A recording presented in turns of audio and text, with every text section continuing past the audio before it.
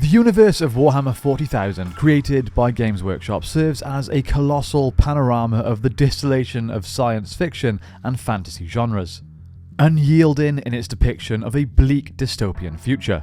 The mantra associated with the universe, "In the grim darkness of the far future, there is only war," purely encapsulates the central essence of this franchise, an essence characterized by despair, violence, and a constant descent into darkness, a narrative style termed as grimdark. This video seeks to navigate the depths of the Warhammer 40k world, exploring the foundations of its grimdark nature, and assessing whether this ubiquitous darkness serves as a necessary atmospheric fixture, or just an overplayed trope.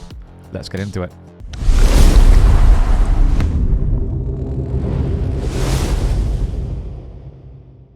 So, what is grimdark?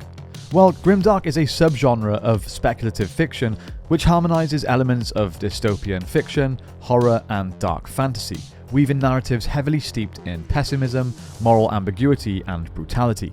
In the context of Warhammer 40k, grimdark is manifested in a universe teetering on the edge of annihilation, with humanity's colossal yet profoundly corrupt empire, the Imperium of Man, being perpetually embroiled in war against both external threats and internal decay. This narrative style lends itself to the creation of a universe that is as expansive and intricate as it is oppressive and merciless.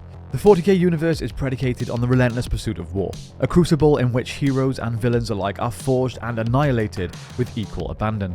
The forces embroiled in this ceaseless conflict range from the zealous and tyrannical Imperium, nefarious forces of chaos, inscrutable Xenos races like the Eldar and the Necrons, to the all-consuming hive swarms of the Tyranids.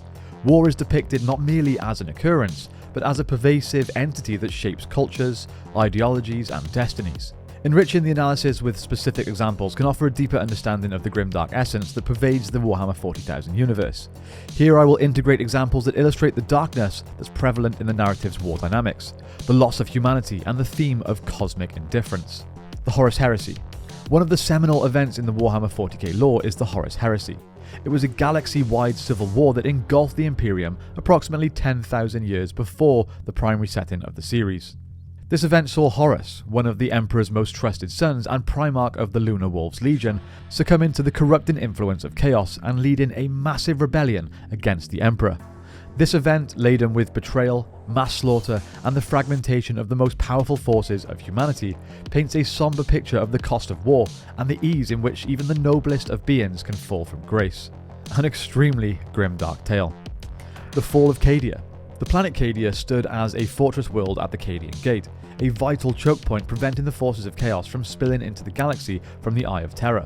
Despite the heroism and sacrifice of its defenders, Cadia eventually falls during the 13th Black Crusade, a testament to the unstoppable advance of darkness and the fragility of hope in the face of overwhelming odds. The loss of humanity. In Warhammer 40k, the concept of humanity is both literal, pertaining to the human race, and also metaphorical, indicative of the loss of values considered humane. A galactic empire led by a semi-divine emperor is a stark representation of the descent of humanity into tyrannical despair. Individual lives are considered expendable, and the oppressive regime stifles innovation and freedom, opting for a society that is steeped in religious fanaticism and xenophobia. The Imperium's Inquisition. The Inquisition is a powerful organization within the Imperium. It embodies the loss of humanity's moral compass, often resorting to extreme measures including mass purges, torture, and the sanctioning of exterminatus, which is the complete annihilation of all life on a planet. This is to root out heresy and any potential threats to the Imperium. Their actions often epitomize a ruthless, utilitarian approach, where the ends justify any means, no matter how brutal. A prime example of grimdark. The Adeptus Mechanicus. The Adeptus Mechanicus are a cult that worships the machine god, represent the loss of humanity through their obsession with technology and the disdain for the flesh. Through cybernetic enhancements and a religious fanaticism towards machines, they showcase grotesque transformations of humans forsaking their humanity in the pursuit of technological prowess. Kind of disgusting, but also potentially our future, who knows. Cosmic indifference. Another cornerstone of grimdark is the portrayal of cosmic forces that are indifferent to the plights and struggles of individuals. Be it the malevolent entities of the Warp or the ancient, undying Necrons, The universe hosts beings and powers that operate on scales incomprehensible to humanity, underscoring the futility and transscience of individual endeavours.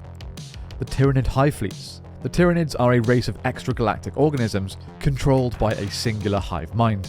This illustrates the theme of cosmic indifference. Their sole purpose is to consume and adapt, paying no heed to notions of morality or the sanctity of life. Their arrival in the Milky Way heralds an existential threat where individual struggles and ideologies are rendered completely meaningless in the face of biological determinism and predatory naturalism. The Eldar's Fall. The ancient Eldar race, once a proud and highly advanced civilization, faced a cataclysmic downfall due to their own hubris and decadence. Their descent led to the birth of a new chaos god, Slaanesh, who proceeded to consume the majority of the Eldar pantheon and souls, leaving the remnants of the race to fend for themselves in a galaxy that turned indifferent and hostile. This storyline highlights the themes of tragedy, the consequences of unchecked indulgence, and the indifferent cruelty of the cosmos. So let's try and answer that question. Is the darkness necessary? The grimdark nature of Warhammer 40,000 may be criticised for being, at times, excessively dark, possibly overshadowing narratives of hope, valour and redemption that also have their place within epic tales. Critics argue that the relentless darkness can sometimes reduce complex issues into a mere spectacle of violence and despair, potentially numbing audiences to the nuances of tragedy and conflict. However, supporters of the genre might contend that this darkness serves as a necessary backdrop against the tales of heroism and sacrifice, which makes them shine even brighter. Moreover, the grimdark setting facilitates a rich and diverse narrative space, where stories can traverse the spectra of morality and consequences without being bound by traditional notions of good and evil. Also, it's just a load of fun. The world of Warhammer 40k stands as a monumental canvas, depicting the horrors and grandeur of a far-flung dystopian future. Its grimdark nature, characterised by unyielding darkness and despair, has been a subject of both criticism and acclaim. While it might sometimes border on the excessive, plunging audiences into seemingly needless depths of horror and brutality, it also creates a fertile ground for stories that are as poignant as they are grim. Through the lens of grimdark, Warhammer 40,000 crafts the narratives that mirror the complexities and the ambiguities of our own world, encouraging audiences to ponder the nature of humanity, the costs of war, and the slim yet undying threads of hope that persist even in the face of overwhelming darkness. That's it from me today, my friends. It's been a while since I've done any long-form content on this channel, hoping to get some more very, very soon. But if you haven't seen, we've just opened our own tabletop store, Dragon Vault Games. It's here in Newport, South Wales, so if you're in the area, come and check it out. We also have an online store, dragonvaultgames.co.uk. We sell Warhammer, MESBG, Pokemon cards, Yu-Gi-Oh, Magic, that sort of stuff. Check it out, and if you find anything you're interested in, use the code THANKYOU5 at checkout for 5% off your order. That's it from me today, my friends. Thank you all so much for watching. I hope you have a great day. Don't forget to like and subscribe, and I'll see you next time on Explore.